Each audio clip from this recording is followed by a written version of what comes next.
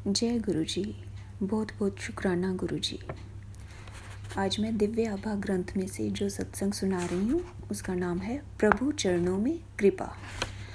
ये सत्संग है गुड़गांव के राजेंद्र प्रसाद सिंगला अंकल का। वह लिखते हैं, चरण कमल की मौज को कहो कैसे अनुमान, कईबे को सोबा नहीं देखा ही परमान।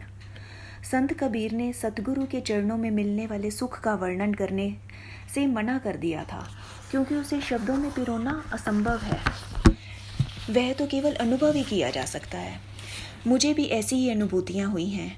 गुरु जी के आशीर्वाद ने एक नवीन बोध और उद्देश्य देकर मेरे पूरे जीवन को परिवर्तित कर दिया है। सर्वज्ञाता होने के आभास। अगस्त 1996 में एक दिन संध्या को मेरे मित्र विंग कमांडर चोपड़ा ने फ़ोन करके मुझे गुरुजी के यहाँ आने का आमंत्रण दिया। क्योंकि मैं संतों में विश्वास नहीं करता था, बहुत मना करने के पश्चात उन पर आभार प्रकट करने के लिए मैंने आना स्वीकार कर लिया। उस दिन नोएडा से हम 6 बजे चलकर 45 मिनट में गुरुजी के स्थान पर पहुंच गए। पहला अवसर होने के कारण संगत में चोपड़ा के अलावा मैं किसी को नहीं जानता था। हम 15-20 लोग समूह में बैठकर गुरुजी की प्रतीक्षा करते रहे। जब गुरुजी अपने कक्ष से निकले, हम सब ने जाकर उनके चरण स्पर्श किए।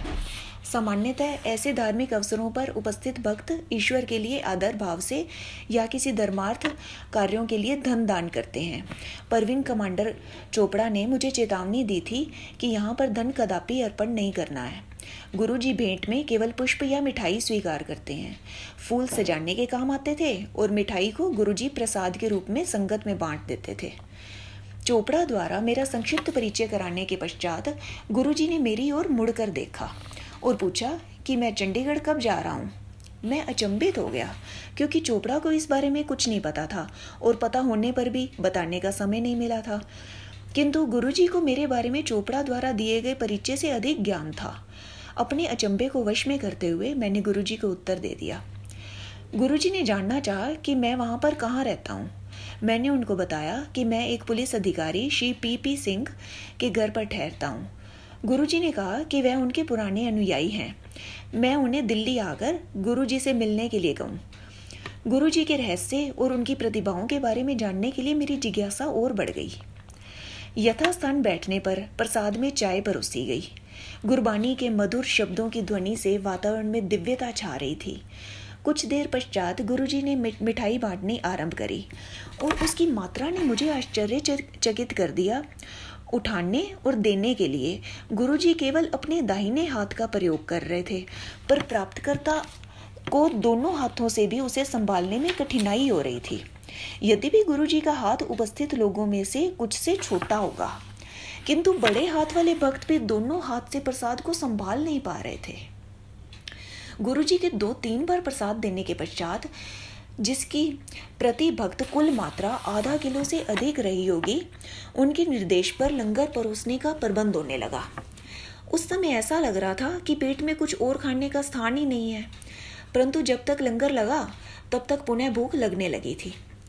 कालांतर में मुझे बोध हुआ कि प्रसाद और लंगर के यह अनुभव एक बार के चमत्कार ना होकर सामान्य है।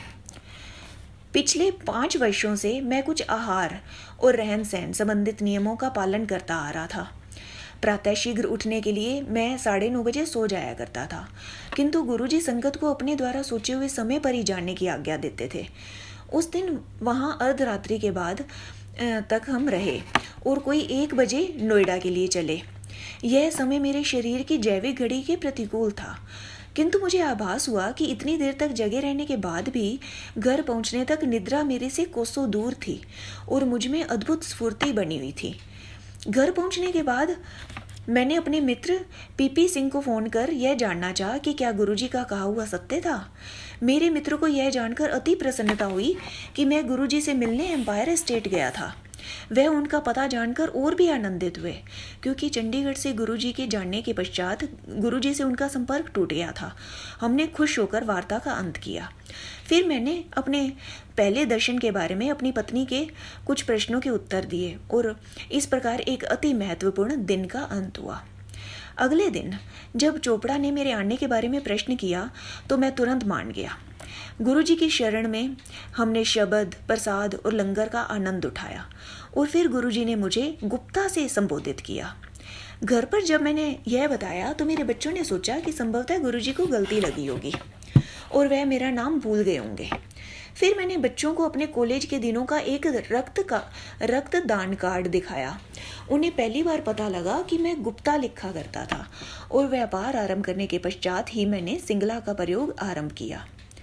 गुरुजी ने सिद्ध कर दिया कि उनसे कोई भी बात छिपी हुई नहीं है।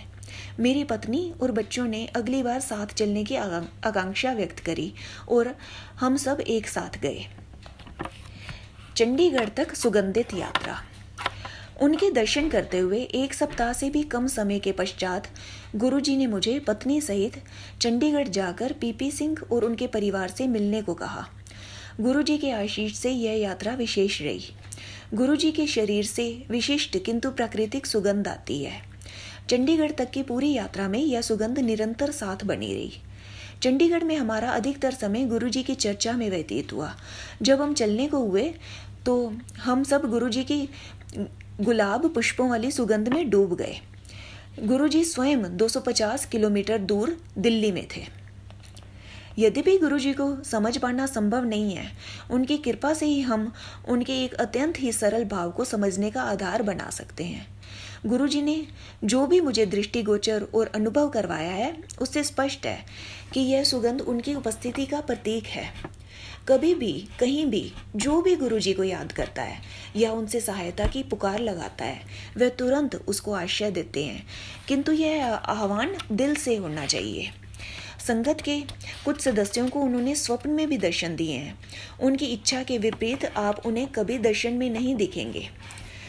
गुरुजी का स्वप्न में कभी नहीं देखेंगे। गुरुजी का स्वप्न कभी भी कारणात्मक घटना ना होकर उनकी वास्तविक लौकिक उपस्थिति है।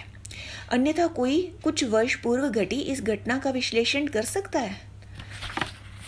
गुरुजी मेरी आटा मिल का उद्घाटन करने निमराना आए थे। उनके साथ संगत के कुछ सदस्य भी थे। उनमें गुड़गांव के एक व्यवसायिक श्री मदन अपने परिवार सहित आए थे। उनकी बेटी स्थान देखकर चिल्ला पड़ी और कहने लगी कि गुरुजी ने यह पूरा संदर्भ उसे कई माह पूर्व स्वप्न में दिखलाया था। छोटी सी सेवा से रोग मुक्ति।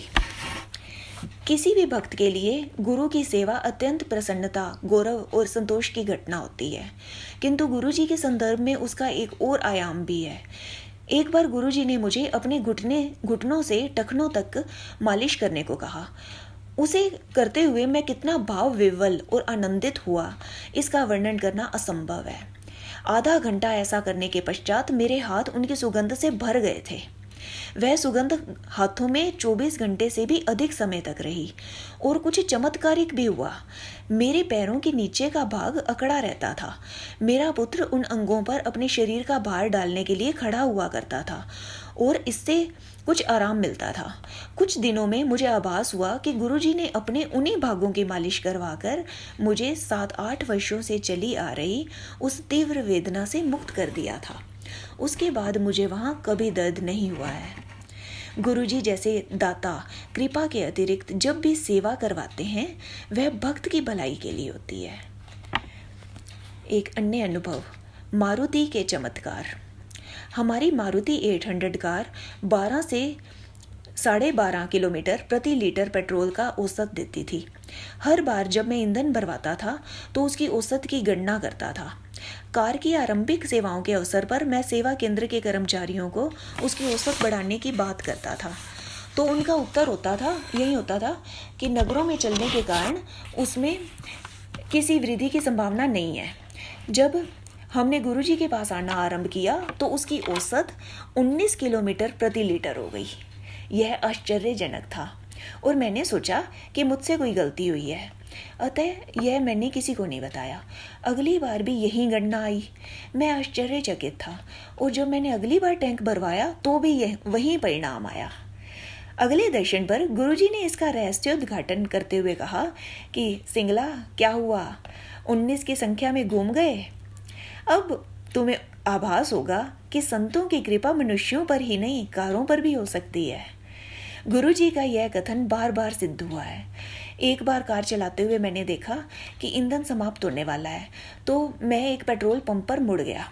पंक्ति में खड़े हुए जब मैंने देखा कि उसकी सुई स्वतः ही आधे चिन्ह पर पहुंच गई है, तो मैं अत्यंत चकित हुआ।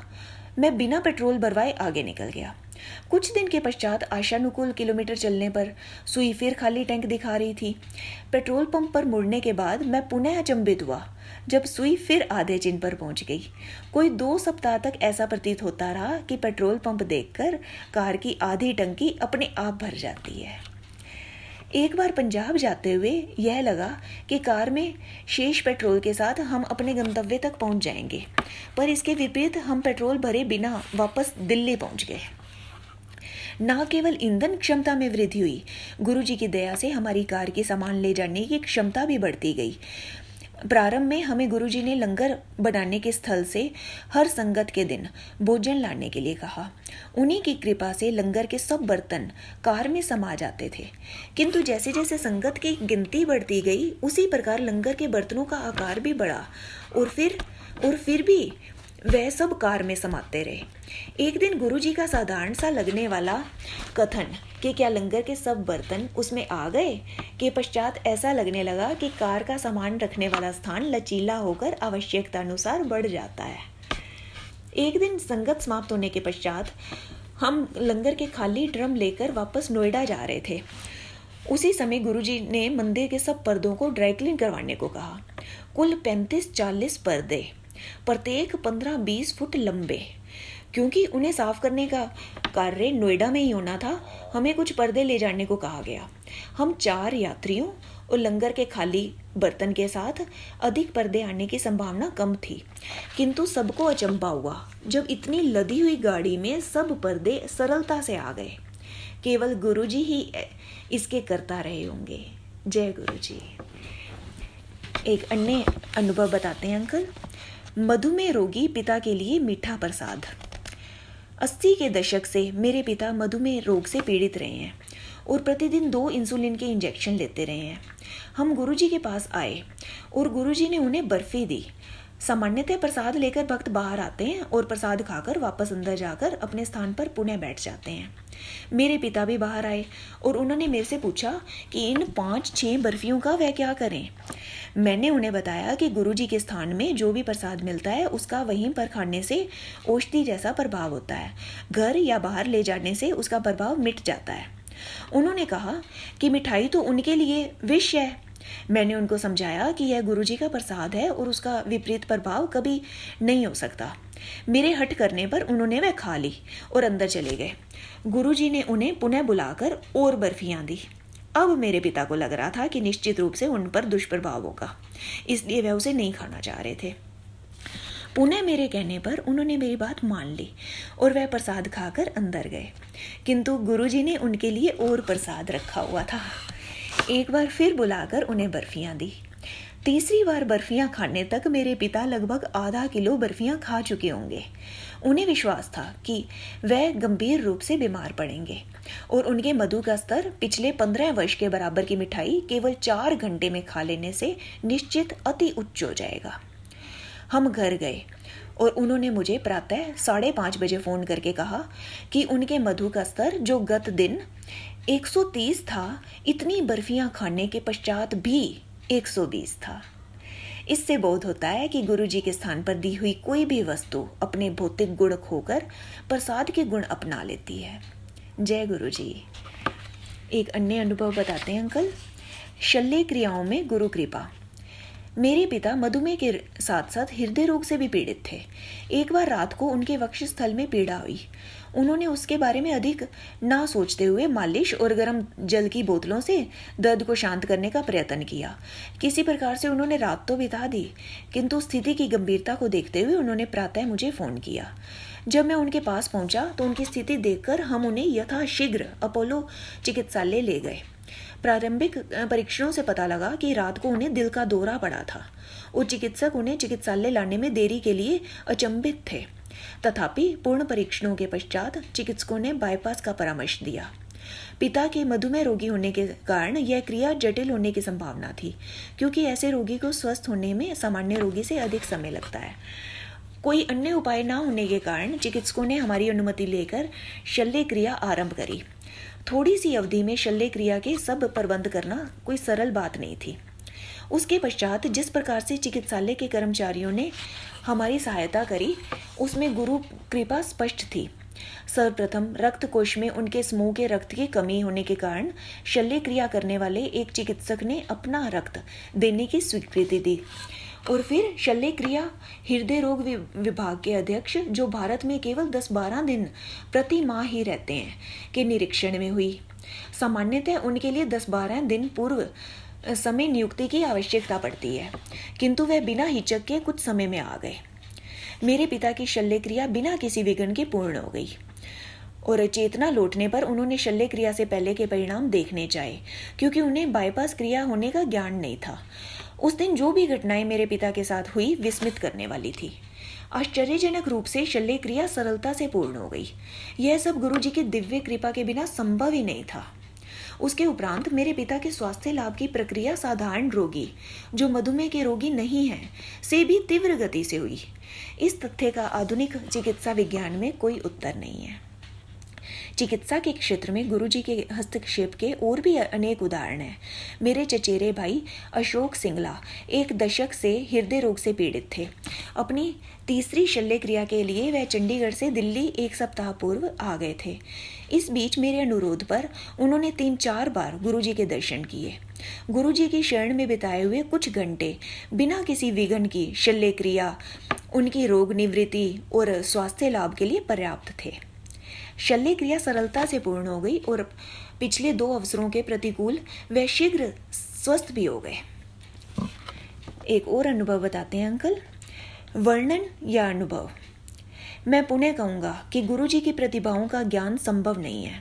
इसी प्रकार अपने अनुभवों को शब्दों में व्यक्त करना भी असंभव है, क्योंकि उनकी कृपा को पूर्ण रूप से दर्शाने वाले शब्द उपलब्ध नहीं है।